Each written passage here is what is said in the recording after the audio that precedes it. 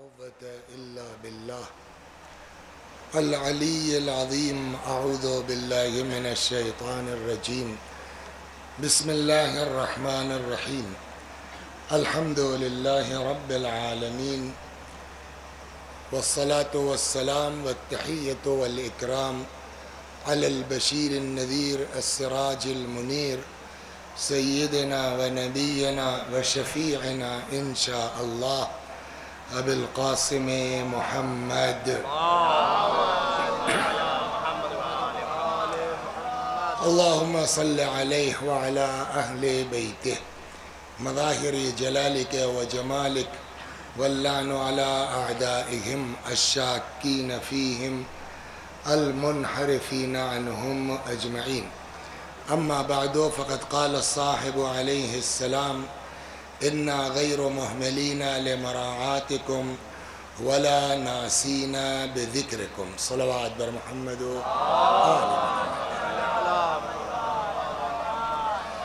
دیکھیے، محفل میں لوگ آتے ہیں شعر سننے، تو صاف بات ہے ابھی اگر ہم آدھا گھنٹہ لے لیں آپ کا تو سب بیچارے سو جائیں گے، اس لیے کہ ہر چیز کا ایک ٹائم ہوتا ہے۔ قرآن سنیے آپ تو کبھی معلوم ہوا وہی قاری کی تلاوت اچھی لگتی ہے، اور کبھی غور کیا، اور کبھی معلوم ہوا صاحب بند کرو یار نہیں موڈ ہو رہا۔ تو بات یہ تھوڑی کہ معاذ اللہ قرآن میں کچھ ہے، تو جو لہجہ ہوتا ہے، جو دھن ہوتی ہے، اس کی قسمیں ہیں کہ صبح کو کون سی دھن اچھی لگے گی، دوپہر میں، یہ فنکار لوگ جانتے ہیں۔ تو فن یہ کہتا ہے کہ 12 بجے کے بعد تقریر وقریر کا کوئی سننے کا موڈ ہوتا نہیں ہے، لیکن اب بہرحال آئے ہیں تو 2-4 منٹ پڑھنا ہے، دوسروں کا حق نہیں لیں گے۔ خوش قسمت ہیں وہ لوگ جو اپنے امام کو یاد کرتے ہیں، اس لیے کہ ہمارا امام وہ ہے کہ جس کو ہر دور میں یاد کیا گیا ہے، حتیٰ کہ حضرت کی ولادت سے پہلے کسی امام کا زمانہ ایسا نہیں گزرا ہے کہ جس زمانے میں ہمارے امام کو یاد نہ کیا۔ رسول اللہ کے زمانے میں، امیر المومنین کے زمانے میں، سارے اماموں کے 1-2 سنا دیتا ہوں 10 منٹ میں۔ ایک اچھی سی صلوات پڑھ دیجئے محمد علیہ۔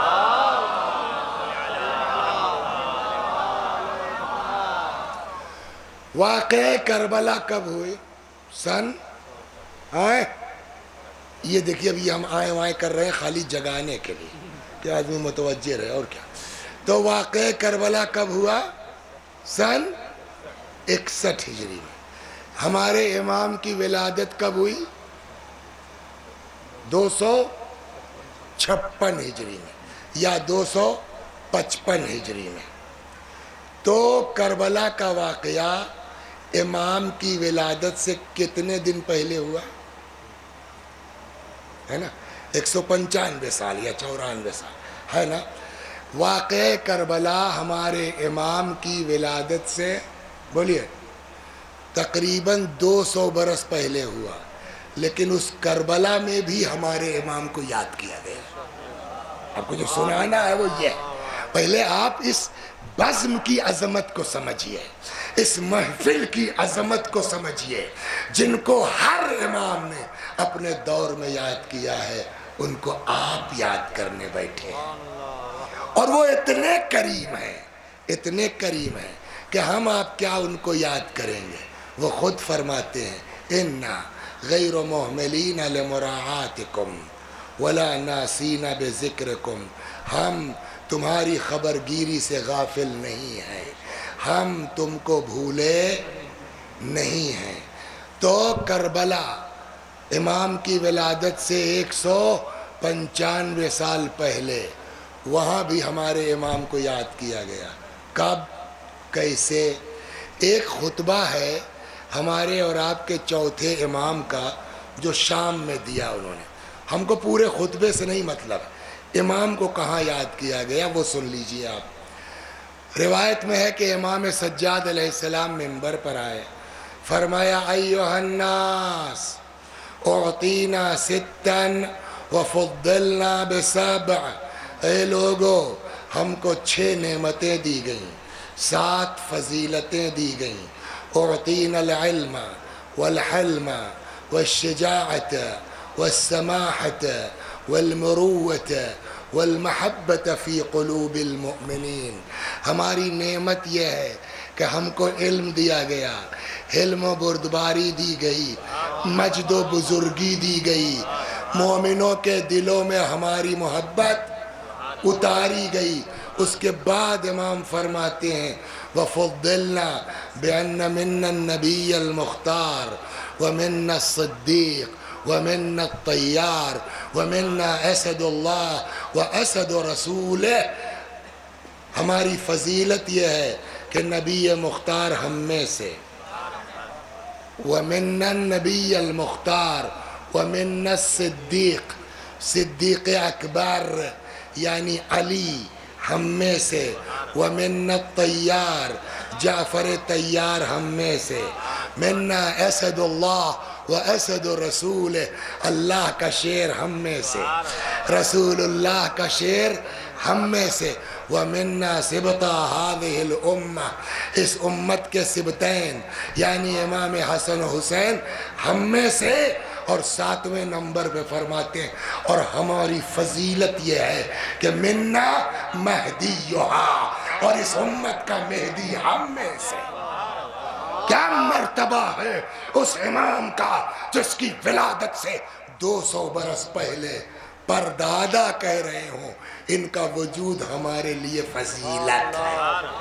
تو جن کے وجود مبارک کو اپنے مورث اعلیٰ کہہ دیں کہ ہمارے لیے برکت اور عظمت کا سبب ہے، اس امام کا کیا حال ہوگا؟ کوئی زمانہ ایسا نہیں ہے۔ بات یہ تھی نا کہ جس زمانے میں ہمارے امام کو یاد دوئیٹھو سناتا ہوں جلدی جلدی تاکہ شعراء کی گالی نہ پڑے، امام کی دعا تو ملے گی ہی مگر ان سے بھی محفوظ رہنا چاہیے۔ تو اتنا زیادہ ذکر ہوا امام کا، دیکھیں جو ہم کہنا چاہ رہے ہیں اس کو سمجھنے کی کوشش کریں، جگ رہے ہیں نا، اتنا زیادہ ذکر ہوا امام کا۔ میں نے آپ سے کہا بھی ہر دور میں، تو پبلک کتاب میں نہیں لکھا ہے، اس نے جو سوال کیا اس سے میرے دماغ میں لگتا ہے پبلک کے دماغ میں یہ بات گھس گئی، کیا اتنا زیادہ بات ہوئی، وہ آئیں گے وہ آئیں گے وہ آئیں گے تو یہ ہوگا تو یہ ہوگا تو یہ ہوگا۔ پبلک کے دماغ میں شاید یہ گھس گئی بات کہ یار ہم لوگ گناہگار لوگ ہیں، نہیں دیکھ پا رہے ہیں، ہو سکتا ہے وہ کہیں ہوں، پبلک نہیں دیکھ پا رہی ہے، امام لوگ ملتے ہوں گے۔ اگر دماغ میں یہ بات نہ آتی تو وہ سوال کیوں کرتا؟ چھٹے امام کے پاس آیا، کہتا ہے کہ یہ بتائیے مولا آپ نے ان کو دیکھا ہے؟ یعنی ہمارے امام کو پوچھ کس سے رہا ہے؟ چھٹے امام سے، آپ نے ان کو دیکھا ہے؟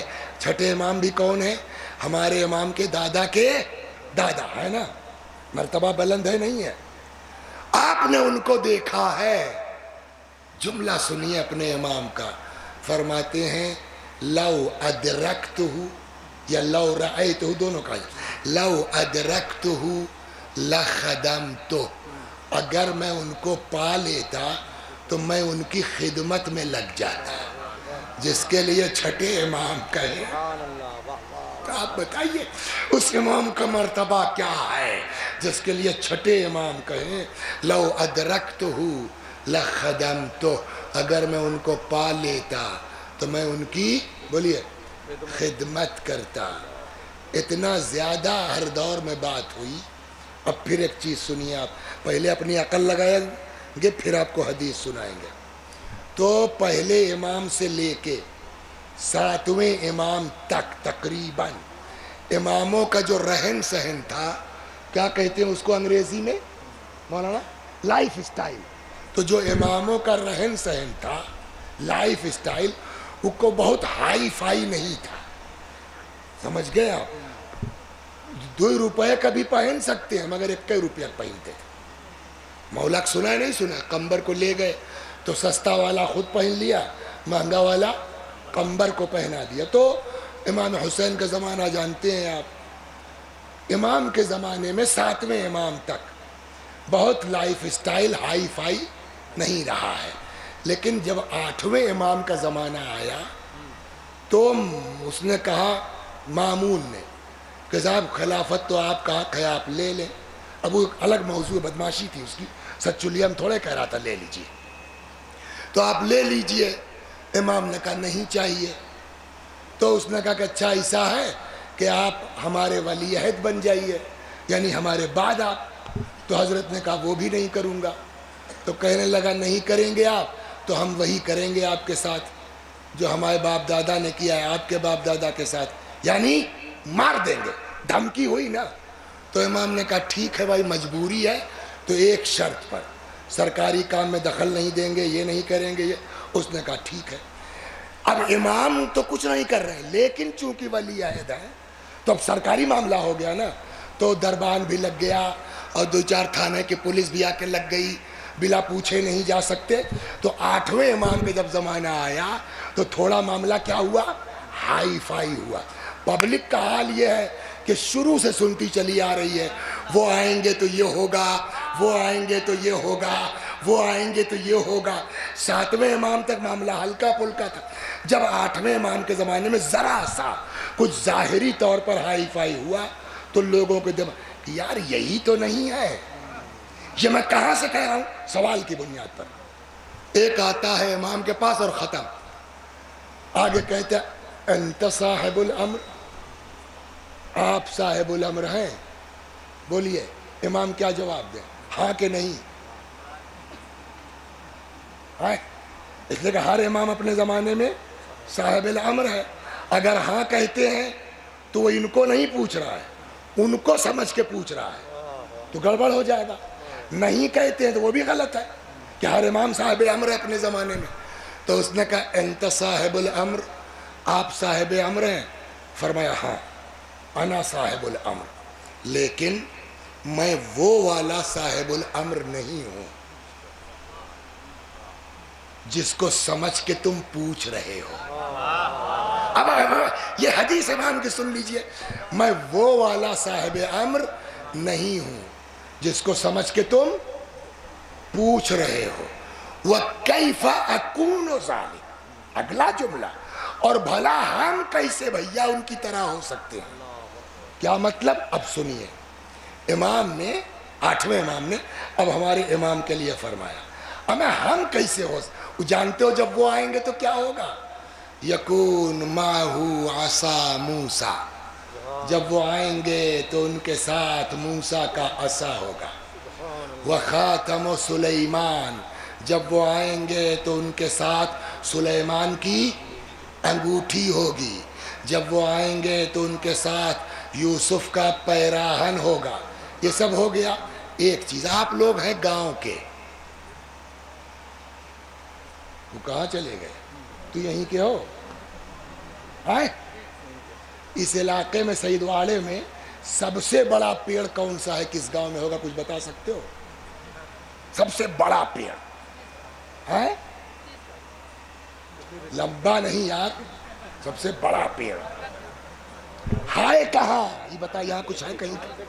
عالم پور میں ہے، برگد کا پیڑ ہے نا، اتنے میں پھیلا ہوگا کم سے کم کہ زیادہ ہوگا؟ زیادہ۔ اب سنیے میں آپ کو سناتا ہوں پیڑ، برگد ہی کی بات ہے۔ برگد کے پیڑ میں ڈال سے سور نکلتی، دیکھا ہے؟ سور نکلتی ہے نا۔ کلکتے میں مٹیا برج میں ایک پیڑ ہے، تم نے دیکھا ہے؟ اب میں نے 25-30 سال پہلے دیکھا، شروع میں جب گیا تو وہ صاحب برگد کا پیڑ جو ہے اس کی سور ڈال سے، یہاں کوئی نہیں ہوگا پیڑ، بس خالی لٹک لٹک کے اتنی دور ہوگی۔ وہ کتنا پرانا ہے کہ وہ سور زمین میں چلی گئی، اور خالی زمین میں نہیں، زمین میں جا کر کے پھر اس نے آکار لینا شروع کر دیا، اتنا زیادہ کہ وہاں لکھا تھا 25 سال پہلے کی بات، سرکاری طور پر اصلی تنا بتانے والے کو 1000 روپیہ انعام۔ اب سوچئے وہ برگد کا پیڑ کتنا بڑا رہا ہوگا۔ ایک پیڑ ہم بتا دیں اپنے زمانے میں، سمجھ گئے آپ؟ ہمارے نانیال میں تو आम का पेड़ इतना बड़ा मैंने आज तक नहीं देखा। आम का पेड़ वो कितना पुराना था नहीं मालूम, कि हमारे नाना के पूरे खानदान वालों का उसमें हिस्सा था, पूरा खानदान, यानी आधा गांव उसमें हिस्सेदार था। तो हमारे नाना जो इकलौते थे, तो वो 1/3 इनका, 1/3 हमारे फूफा का, बकिया पूरा खानदान। तो उसके बावजूद के पूरे खानदान में बंटता था। जानते हैं आप, हमारे अम्मा 5 बहनें हैं, बोरिया भर भर के नाना बेचारे हमारे वो आदमी भिजवाते थे अपनी लड़कियों के यहाँ, ये वही के। इतना बड़ा पेड़, उसका नाम ही था क्या, खेतवा वाला। आज से मेरे ख्याल में 20 साल पहले ये हुआ कि अब फलना कम हो गया है तो इसको बेच दिया जाए। तो इतने हिस्सेदार हैं कि उसको बेच के भी 2-5 हज़ार मिलेगा। तो तय ये हुआ कि भाई बंटवारा न हो, इमामबाड़े में दे दो। तो 20 साल पहले की बात कर रहा हूँ, वो आम का पेड़ बिका 35,000 का, और फिर वो इमामबाड़े में लगाओ छत बनी क्या हुआ।